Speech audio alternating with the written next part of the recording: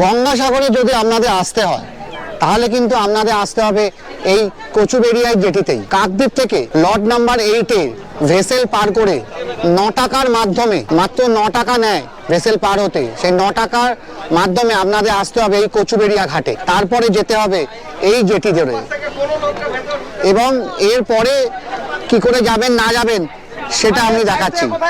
আজকে 30শে ডিসেম্বর, আর ভিড় দেখুন, প্রচুর দোকান আছে এখানে। এখানে আছে বিশ্রামাগার, এখানে আমরা চাইলেই বসে একটু বিশ্রাম নিয়ে নিতে পারেন। আর এইখান থেকে কাটতে হবে টিকিট, ওই হচ্ছে টিকিট ঘর সামনে। এখানে শৌচালয় আছে, যদি কেউ একদিনের ট্রিপে আসেন, যদি দরকার হয় শৌচালয় আপনারা ইউজ করতে পারেন। এখনো গঙ্গাসাগর সাজেনি, এখনো গেট তৈরি হচ্ছে।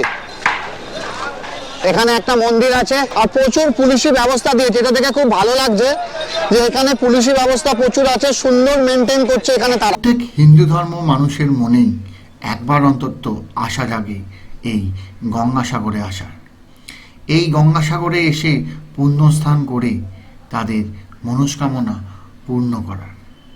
তো চলুন আমরা এবার দেখে নিই এই গঙ্গাসাগরে কি করে পৌঁছাবো আমরা।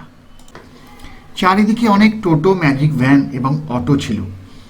তাদের মধ্যেই দরদাম করে নিতে হবে আপনাদের গন্তব্যে পৌঁছানোর জন্য।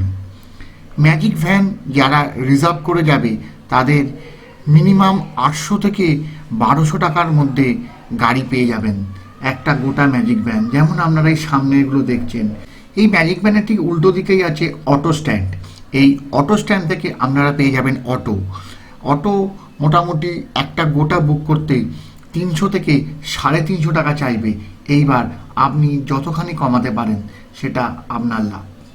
আর শেয়ার গাড়ি ধরতে গেলে আপনাকে একটু এগিয়ে যেতে হবে বাস স্ট্যান্ডের দিকে। এখানে আপনি বাসও পেয়ে যাবেন এবং পেয়ে যাবেন শেয়ার গাড়ি।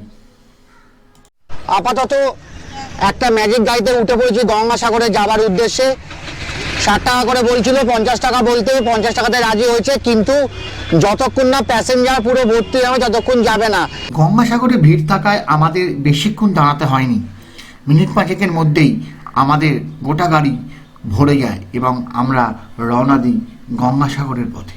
আর আপনারা যদি বাসে করে যেতে চান তাহলে বাস ভাড়া পড়বে প্রতিজন 40 টাকা করে। আমরা যেখান থেকে ম্যাজিক গাড়ি শেয়ারে উঠেছিলাম সেখানেই বাস স্ট্যান্ড। কচুবেড়িয়া ঘাট থেকে গঙ্গাসাগর বাস স্ট্যান্ড পর্যন্ত আমাদের পৌঁছাতে সময় লেগেছিল 45 মিনিটের মতো। 9 তারিখ থেকে 17 তারিখ পর্যন্ত গঙ্গাসাগর 9 তারিখ থেকে 17 তারিখ অবধি সরকারি ঘোষণা। আচ্ছা, চালু হয় প্রপারলি 10 তারিখ থেকে 16 তারিখ পর্যন্ত। 10 তারিখ থেকে 16 তারিখ ব্যাস সব ফাঁকা, একদম দুধু হয়ে যায়। গঙ্গাসাগরের বাস স্ট্যান্ড থেকে আমাদের ইউথ হোস্টেল ছিল হাঁটাপথে 5 থেকে 6 মিনিট, তাই আমরা আর কোনো টোটো করিনি। এই হচ্ছে ইউথ হোস্টেল, আমরা এবার হোস্টেলের ভেতর প্রবেশ করছি। ইউথ হোস্টেলের বিল্ডিংটা ছিল বেশ বড় এবং অনেক জায়গা নিয়ে এর বিস্তার ছিল। কিছু ইনফরমেশান দিয়ে রাখি আপনাদের। ইউথ হোস্টেলে আপনারা যখন আসবেন অতি অবশ্যই জেরক্স নিয়ে আসবেন। আপনাদের ভোটার কার্ডের যতজন আসবেন ততজনের ভোটার কার্ডের জেরক্স লাগবে। এবং ইউথ হোস্টেলের কটেজ রুম ছাড়া কোথাও কিন্তু কোনো রকম টাওয়াল বা কোনো রকম সাবান প্রোভাইড এরা করে না। আর এখানে সব কিছুই সেলফ সার্ভিস, নিজেদের কাজ নিজেদেরই করতে হয়। আমরা এসে পৌঁছে গেছি ইউথ হোস্টেলে। তো ইউথ হোস্টেলে পৌঁছে আমরা আমাদের ঘরে চেক ইন করে নিয়েছি। চলুন একবার রুম ভিউটা করিয়ে দিই। ইউথ হোস্টেলের রুমে ঢুকেই আমরা একটি দেরাজ দেখতে পেয়েছিলাম, আর সামনে ছিল দুটি সিঙ্গেল বেড। ঘরে একটি টিভি ছিল এবং দুটি ফ্যান ছিল। আর এই রুমের বাথরুমটা ছিল অসাধারণ। গিজার ছিল, হ্যান্ড শাওয়ার ছিল, বেসিন ছিল এবং ছিল ওয়েস্টার্ন কমোড। পানীয় জলের জন্য লাগানো ছিল ব্লু স্টারের ওয়াটার ফিল্টার। ইউথ হোস্টেলের ডরমিটরিটা আপনাকে একবার দেখিয়ে দিই। এখানে পরপর অনেক বেড আছে যেখানে একসঙ্গে অনেকে শুতে পারে, আর বাথরুম ছিল বাইরে। কটেজটা আমি দেখাতে পারলাম না, কারণ কটেজে প্রত্যেকটা কটেজই লোক আছে। ইউথ হোস্টেলের কমন বাথরুমটা একবার আপনাদের দেখিয়ে দিই। ইউথ হোস্টেলে সবই ভালো, কিন্তু একটাই প্রবলেম, খাবারের কিন্তু কোনো বন্দোবস্ত নেই। আমাদের বাইরে এসে এই হোটেলগুলো থেকে কিন্তু খেতে হবে। তো চলুন আমরাও একটা হোটেলে ঢুকে কিছু খেয়ে নিই। ইউথ হোস্টেলের সামনেই এই হোটেলটা হচ্ছে প্রভাতী হিন্দু হোটেল। এই হোটেল থেকেই আমরা আজকের লাঞ্চ কমপ্লিট করেছিলাম। এখানে মাছের মিল 80 টাকা, ডিমের মিল 70 টাকা, এক পিস ডিম এক পিস মাছ এবং মুরগির মাংস 150 টাকা মিল পাওয়া যায়। আমরা অর্ডার দিয়েছিলাম একটি মাছের মিল ও একটি ডিমের মিল। এক্সট্রা একটা ডিম নিতে আমাদের কাছ থেকে 20 টাকা নিয়েছিল এবং স্বাদ খুব ভালো ছিল খেতে, সব কিছু টাটকা ছিল, মাছটা তো খুবই সুন্দর ছিল। লাঞ্চ শেষ, এবার একবার হোটেলে যাব, একটু ফ্রেশ হব, তারপর বেরিয়ে পড়ব এই গঙ্গাসাগর ঘুরতে। লাঞ্চ আমরা এখান থেকেই করলাম, বেশ ভালো লাগলো, খাবার দাবারের টেস্ট যথেষ্ট ভালো। ইউথ হোস্টেলের সামনেই দাঁড়িয়ে যে টোটো স্ট্যান্ড আছে, একবার একটা দাদার সঙ্গে কথা বলছি টোটোর, তার মুখ থেকে জেনে নেবো সাইট সিন করতে কেমন লাগে। বলো দেখি আমাদের এখানে টোটাল 7খানা স্পট আছে। কি কি আছে? বড় ঠাকুরের মন্দির, দাদার কাছ থেকে জেনে নিয়েছিলাম এখানে 7টি স্পটের মধ্যে বড় ঠাকুরের মন্দির একটি, কালো কোষ্ঠী পাথরের বিশালক্ষী মায়ের মন্দির একটি, বাসন্তী দেবীর মন্দির, আয়লা স্পট, মনসা দেবীর মন্দির, গোষ্ঠ মন্দির ও নাগসাগর ছিল। এই 7টি স্পট ঘুরতে আমাদের 400 টাকা নিয়েছিল টোটোতে এবং সময় লেগেছিল প্রায় 2 ঘন্টার মতো। 5 জন হয়ে যায় 120 টাকা। 120 টাকা করে নাও, নাহলে একজন দুজন তিনজন 400 টাকা করে রিজার্ভ নাও। ঠিক আছে। হোটেলে গিয়ে তাড়াতাড়ি চান পর্ব শেষ করে আমরা বেরিয়ে পড়েছিলাম নির্ধারিত টোটোতে, যা আগেই আমরা বুক করে রেখেছিলাম। তো টোটাল 7খানা স্পট আমাদের ঘুরে দেখাবে। এই যে সামনের বিল্ডিংটা দেখছেন, এটা হলো বিশ্ব হিন্দু পরিষদের বিল্ডিং। আপনারা এখানে এসেও স্পট বুকিং করতে পারবেন, এখানেও আপনারা থাকতে পারবেন, তবে সবাই আধার কার্ড কিন্তু সঙ্গে নিয়ে আসবেন। এই হচ্ছে বড় ঠাকুরের মন্দির। চলুন গঙ্গাসাগরের দ্বিতীয় এবং তৃতীয় দর্শনীয় স্থান বিশালক্ষী মন্দির আর বাসন্তী মন্দির আমরা দর্শন করে নিই।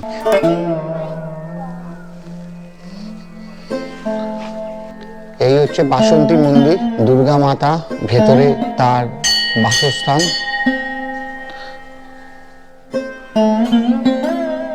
300 বছর পুরনো মা বিশালক্ষীকে আমরা দর্শন করে নিলাম। এই মূর্তি কিভাবে পাওয়া গেছে তার একটি ইতিহাস আছে, আমরা জেনে নেব। মাকে 300 বছর আগে সমুদ্র থেকে পাওয়া গেছে। মা বিশালক্ষী আর অনন্ত নারায়ণ দুজনকে জেলেরা মাছ ধরতে গেছিল সমুদ্রে, সেখান থেকে মাকে পেয়েছে, মাকে আর অনন্ত নারায়ণকে। তারপর আমাদের এখানে তখন জমিদার ছিলেন, মানে সেবা করার জন্য জমিদারকে দিয়েছিলেন। আচ্ছা, তো এখানে যে জমিদার ছিলেন সেই জমিদারকে সেবা করার জন্য তাকে দেয়া হয়েছিল এই মাকে, বিশালক্ষী মা অনন্ত নারায়ণকে। তো তিনি এখানে সেগুলোকে প্রতিষ্ঠা করে পুজো করছেন। বাইরে মা মনসার মূর্তি।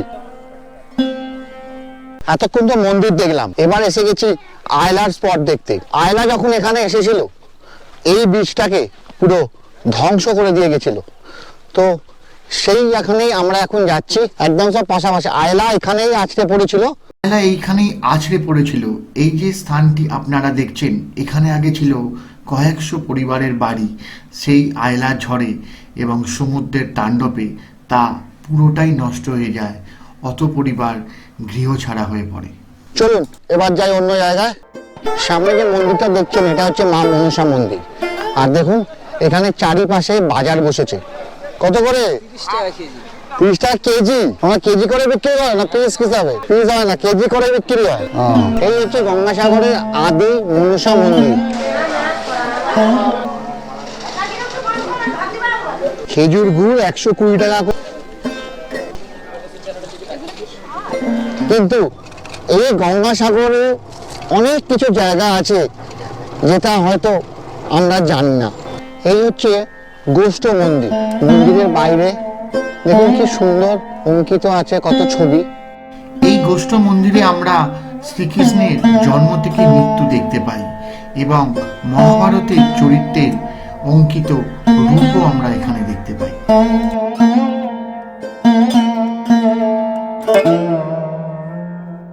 জগন্নাথ, বলরাম, সুভদ্রা মা আছেন, তার সঙ্গে আছেন নানান দেবদেবী, আর এখানে আছেন মা লক্ষ্মী, মা গণেশ, নন্দী, আর বাবার স্থান এর ভেতরে।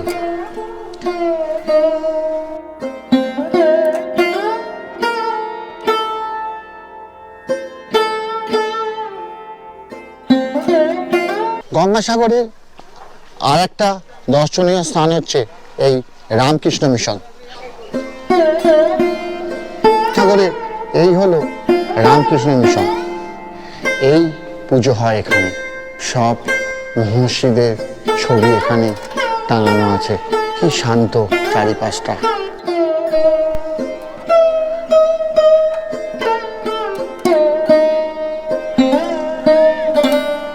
একটা ইনফরমেশন এই রামকৃষ্ণ মিশনে আমি আপনাদের দিয়ে রাখি। আপনারা যদি চান এই গঙ্গাসাগরে এসেও এই রামকৃষ্ণ মিশনে থাকতে পারেন, সেক্ষেত্রে এখানে যে মেল আইডিটি আছে সেখানে আপনাকে মেল করে জানাতে হবে আপনারা কতজন এবং কবে আসবেন। সেই সময় যদি রামকৃষ্ণ মিশনের ঘর খালি থাকে তাহলে আপনারা এই রামকৃষ্ণ মিশনে এসেও থাকতে পারেন। আমি মেল আইডিটি স্ক্রিনে এবং ডেসক্রিপশন বক্সে দু জায়গাতেই দিয়ে দিলাম। আমরা এবার চলে এসেছি নাগ সরোবর দেখতে। কৃষ্ণের লীলা খেলায় কালিয়ানাগকে দমন করার দৃশ্য এখানে দেখতে পাওয়া যায়। এছাড়াও এখানে নাগ দেবতারও আমরা দেখতে পাই। গঙ্গাসাগরের মকর সংক্রান্তির সময় এখানেও হাজারো হাজারো মানুষ পুণ্যস্নান করেন, তাই এই স্থানটিকে মিনি গঙ্গাসাগরও বলে থাকে লোকে। নাগ সরোবর দেখে এবার আমরা ফিরে যাচ্ছি আমাদের গঙ্গাসাগর কপিল মুনির আশ্রমের দিকে। আরও একটি থাকার জায়গার সন্ধান নিয়ে আমি চলে এসেছি আপনাদের উদ্দেশ্যে ইস্কন আশ্রম। আমরা এখন ইস্কন মন্দিরে এসেছি। ইস্কন, এখানে যে ইস্কনের ঘর আছে সেটা আমি একবার আপনাদের দেখিয়ে দিচ্ছি। এখানে ইস্কনের ঘর এসি রুম 999 আর একটা আছে 1350। দুটো ইস্কনের এই ডবল বেড রুমে ছিল দুটি বেড, দুটি চেয়ার, একটি টেবিল, একটি এসি এবং বাথরুমে ছিল গিজার এবং কোমোড, বেসিন। এক কথায় জাস্ট অসাধারণ। আর এই হচ্ছে 1350 রুম। দেখুন, এটি হচ্ছে ইস্কনের ট্রিপল বেড রুম। এখানে 3টি বেড, 2টি চেয়ার, একটি সেন্টার টেবিল, একটি গরম জলের ফিল্টার এবং বাথরুমে গিজার এবং কোমোড সহকারে রুমটি ছিল অসাধারণ। দাম মাত্র 1350 টাকা। এই সব রুমগুলো আপনারা কি করে বুক করবেন তার ওয়েবসাইট আমি এই ডেসক্রিপশন বক্স এবং স্ক্রিনে দিয়ে দিলাম।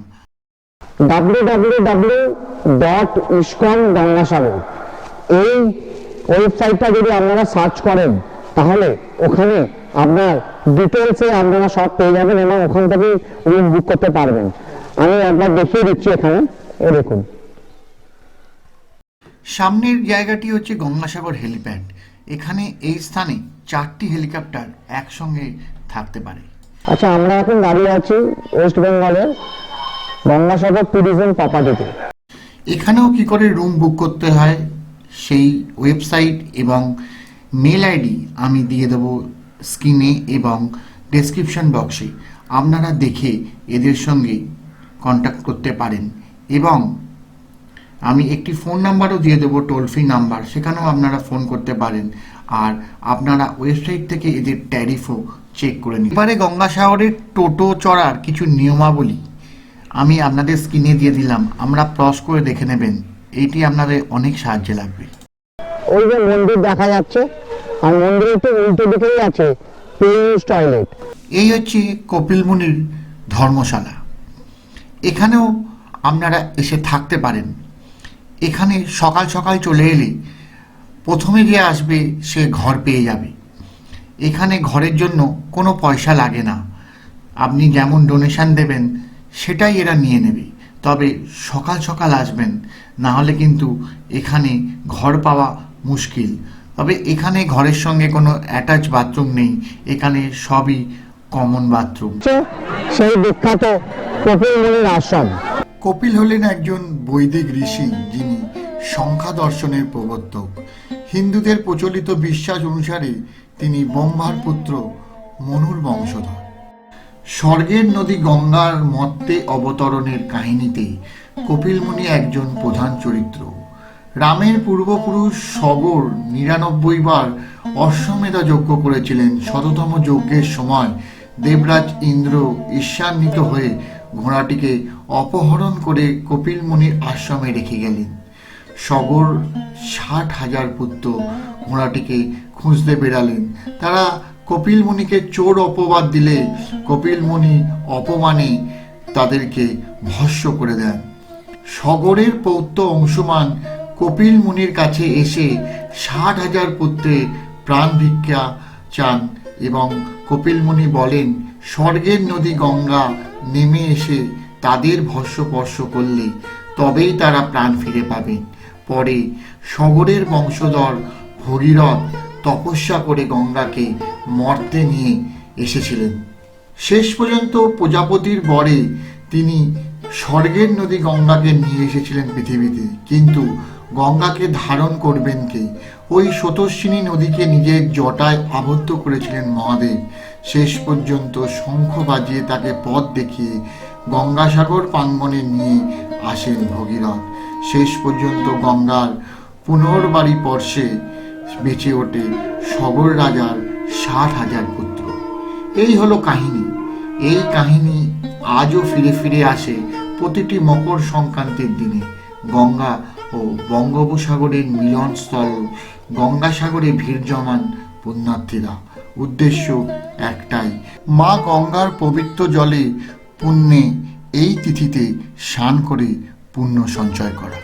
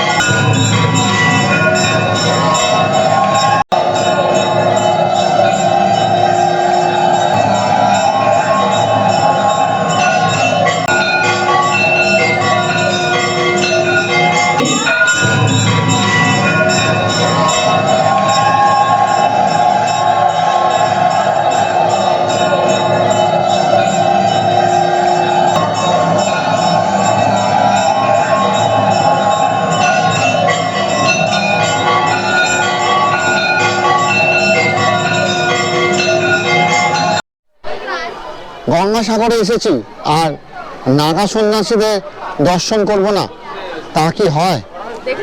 তাই তাদের আশীর্বাদ নিতে চলে এলাম।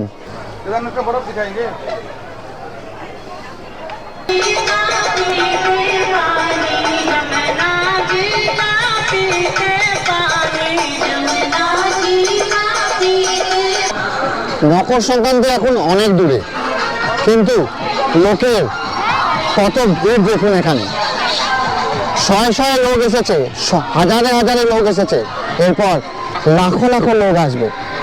কপিল মুনির আগে সোজা রাস্তাতে চান করা যেত, কিন্তু এখন রাস্তা তৈরি হচ্ছে বলে এইখানে আর চান করা যাবে না। আপনাদের একটু দূরে গিয়ে চান করতে হবে। ওইখানে আপনাদের গিয়ে চান করতে হবে।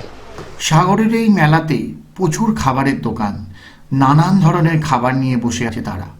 আপনাদের শুধু যাওয়ার অপেক্ষা। এছাড়াও এখানে মুদিখানা, বাজার সবই বসেছে। যারা ট্যুর পার্টি নিয়ে আসবে তাদের রান্না করে খাবার কোনো অসুবিধা হবে না। সেই রাত্রিরে আমরা শনিদেবকে পুজো দিয়ে আমাদের হোটেলে ফিরে গেছিলাম ডিনার পর্ব শেষ করি। গুড মর্নিং বন্ধুরা। আজকে গঙ্গাসাগরে আমাদের দ্বিতীয় দিন।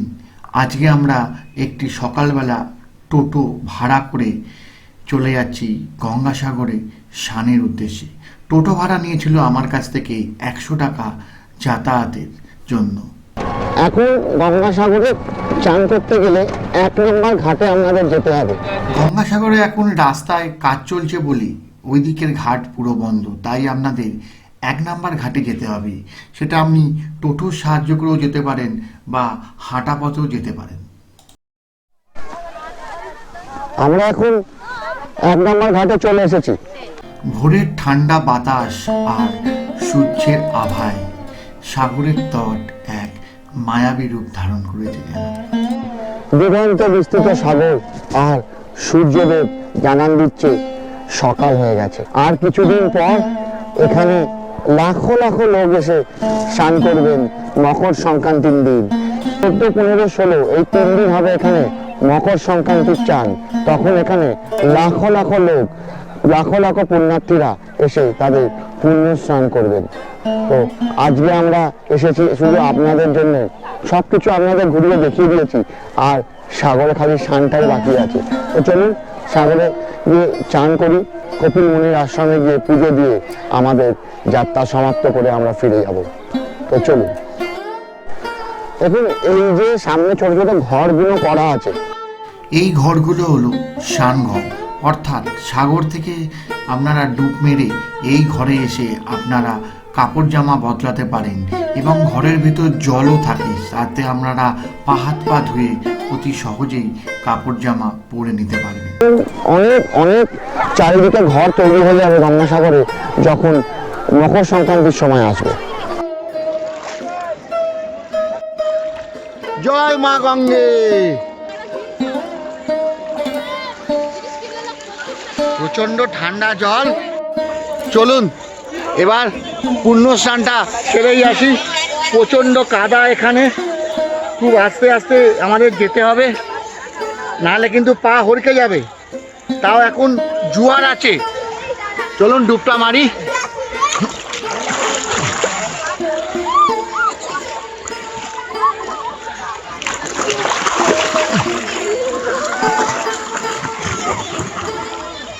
সূর্যদেবকে প্রণাম জানিয়ে, মা গঙ্গাকে প্রণাম জানিয়ে এবার চলুন আমরা উঠে পড়ি।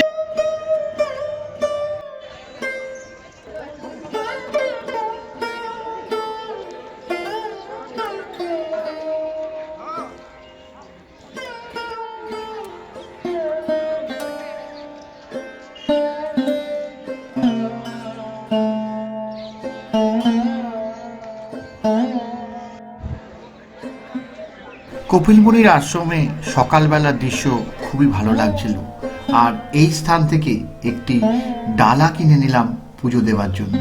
এখানে পরপর অনেক দোকান আছে, আপনারা চাইলে এই দোকান বা অন্য যে কোনো দোকান থেকে ডালা সংগ্রহ করতে পারেন।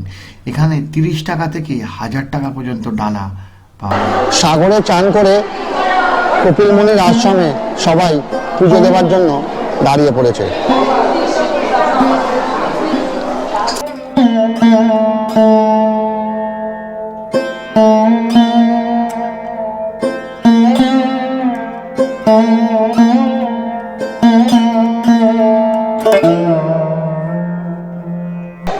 গঙ্গাসাগরে পুণ্যস্নান করে কপিল মুনির আশ্রমে এসে পুজো দিয়ে এবার আমরা ফিরে যাব আমাদের ডেস্টিনেশন কলকাতার পথে। তো এই যে ভিডিওটা আমি আপনাদের কাছে তুলে ধরলাম, গঙ্গাসাগরের সব কিছু বিষয় আমি চেষ্টা করেছি তুলে ধরতে আমার এই ভিডিওর মাধ্যমে। যদি এই ভিডিওটা আপনাদের ইনফরমেটিভ লাগে, আমার ইনফরমেশন যদি আপনাদের সাহায্যে লাগে, তাহলে অতি অবশ্যই আমার চ্যানেলটিকে লাইক সাবস্ক্রাইব করতে ভুলবেন না, আর কমেন্ট করে জানাবেন কেমন লাগলো ভিডিওটা।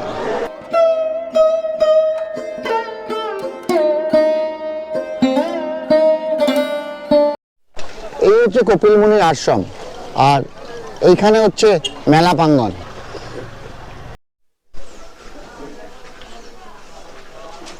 আমরা এখন পঞ্চায়েত কটেজের সামনে চলে এসেছি। এক কপিল মুনি আশ্রমের একদম সামনেই হচ্ছে পঞ্চায়েত কটেজ, আর যিনি দেখেন সেই দাদার সঙ্গে আমার দেখা হয়ে গেল। তার মুখ থেকে শুনে নেবো এখানে বুকিং কি করে করতে হয়, এখানে কি করে থাকবেন, কত প্রাইস, সব একবার জেনে নেবো। দাদা একটু যদি বলেন। হ্যাঁ নমস্কার, এটা হচ্ছে মানে সাগর পঞ্চায়েত কটেজ। আচ্ছা, এখানে এখানে থাকতে হলে আপনাকে অনলাইনে বুক করতে হবে আপনাদের। তো অনলাইনে ওয়েবসাইট হলো, গুগলে সার্চ করবেন পঞ্চায়েত ট্যুরিজম। পঞ্চায়েত ট্যুরিজম, হ্যাঁ, ওখানে সার্চ করলে বেরিয়ে আসবে জেলা দেখাবেন। কোন জেলা আপনি এখানে দক্ষিণ চব্বিশ পরগনা জেলা দেখালে দেখা যাবে সাগর পঞ্চায়েত কটেজ। আচ্ছা দেখলে লেখা আছে সাগর সৈকত, বেলাভূমি, হ্যাঁ। পুণ্যতীর্থ, আচ্ছা। যেটা দেওয়া যেরকম রেট সেরকম রুম রেট দেওয়া আছে। আচ্ছা কিরম রেট যদি একটু বলে দেন। আর সাগর সৈকতে যা আছে 500 টাকা। 500 টাকা। কজন থাকতে পারবেন? 4-5 জন থাকতে পারবে। আর রুমে কি দুটো বেড, বাথরুম আছে? দুটো বেড।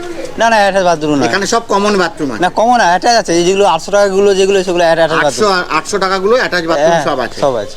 আর এখানে 800 টাকারও রুম আছে আর 500 টাকারও রুম 500 আছে, 700 আছে, 700 আছে। আর এসি আছে 1500। এসি হচ্ছে 1500। বললেন প্রসেস ওরম ভাবে সার্চ করে নেবেন, সার্চ করে আপনারা অনলাইনে বুক না করবেন। যেগুলো আমাদের যদি খালি থাকে তাহলে ওগুলো স্পটে ফোন করে দিলে বুকিং হয়ে যায়। তাহলে আপনি এটি ফোন নাম্বারটা বলে দেন।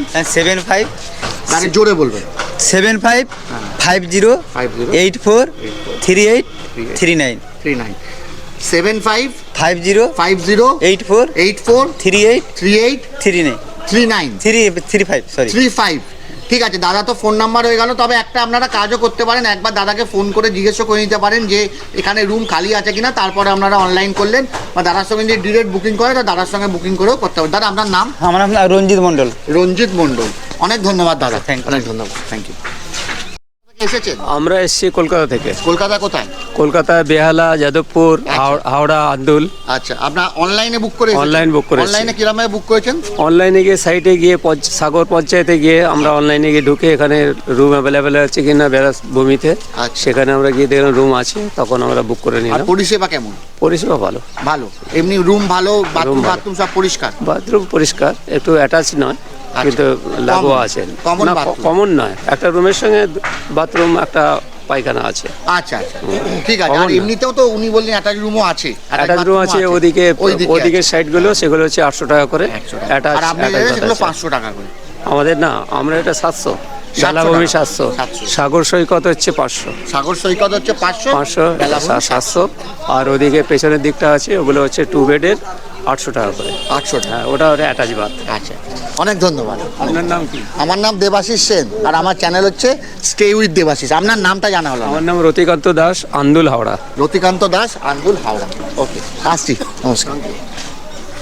চেষ্টা করেছি আমার ভিডিওর মাধ্যমে আপনাদের এখানে এসে এক রাত্রি থাকতে যাতে কোথাও অসুবিধা না হয় তার জন্য একসঙ্গে অনেকগুলো বাসস্থানের খবর নিয়ে এসেছি। এছাড়াও এখানে নানান জায়গায় বাসের স্ট্রাকচার তৈরি করা হচ্ছে যেখানে আপনারা থাকতে পারবেন সেই 3টে দিন। তো আর কি, সাগরের নাম নিয়ে, মা গঙ্গার নাম নিয়ে চলে আসুন মা গঙ্গার স্মরণে। এই হচ্ছে ভারত সেবাশ্রম, আপনারা এখানে এসেও থাকতে পারেন। তো চলুন ভেতরটা একবার দেখে গিয়ে। দেখুন এইসব থাকার ঘর, এগুলো সব থাকার ঘর।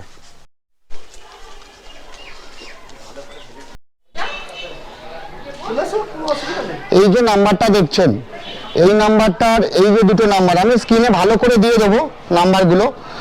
তো এইখানে এসে ভারত সেবাশ্রমে আমি এখন দাঁড়িয়ে আছি।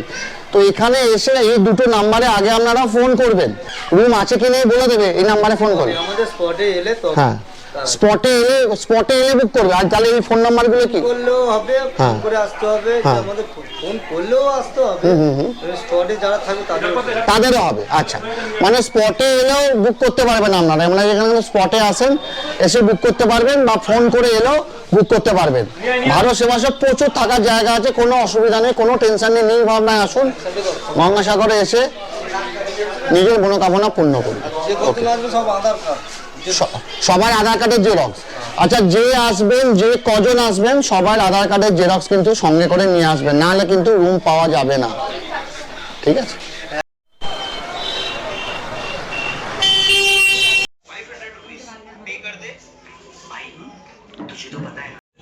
আমরা এখন দাঁড়িয়ে আছি স্বর্গ আশ্রমে। এটা কি করে বুক করতে হয় তার সম্পূর্ণ তথ্য আমরা ডেসক্রিপশন বক্সে দিয়ে দিচ্ছি। এখানে গিয়ে ওই ফোন নাম্বারে আপনারা ফোন করে এই আশ্রম কিন্তু বুক করতে পারবেন। গঙ্গাসাগরের শেষ ধাপে আমরা চলে এসেছি। আমরা এখন আছি কচুবেড়িয়া জেটি ঘাটে। এখান থেকে 9 টাকা মূল্যের টিকিট কেটে আমরা চলে এলাম লট নাম্বার 8-এর জেটিঘাটে। কচুবেড়িয়া ঘাট থেকে একটা ভটভটিতে উঠে পড়েছি। এই ভটভটি ভ্যানগুলো 20 টাকা করে নেবে, আমাদের কাকদ্বীপ অব্দি পৌঁছে দেবে। ভ্যানে করে যাওয়ার মজাই আলাদা।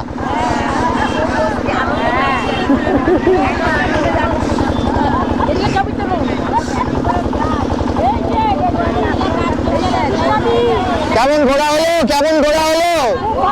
খুব ভালো, খুব।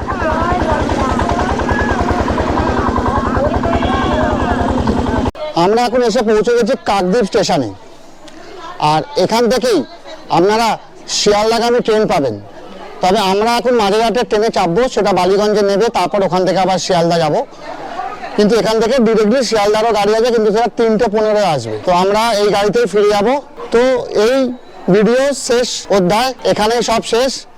এবার আমরা যে যার মতো বাড়ি ফিরবো। তো গঙ্গাসাগরের টোটাল ভিডিও আমি আপনাদের দেখিয়েছি, টোটাল ভিডিওটা আমি আপনাদের শেয়ার করেছি। যদি ইনফরমেশন আমার ভালো লেগে থাকে ভিডিওর, তাহলে অতি অবশ্যই আমার চ্যানেলটাকে লাইক সাবস্ক্রাইব করে দেবেন আর কমেন্ট করে জানাবেন কেমন লাগলো। আর দেখা হচ্ছে কিছুদিন পর নতুন ভিডিওতে। ততদিন ভালো থাকবেন, সুস্থ থাকবেন। দেখা হচ্ছে খুব তাড়াতাড়ি। টাটা।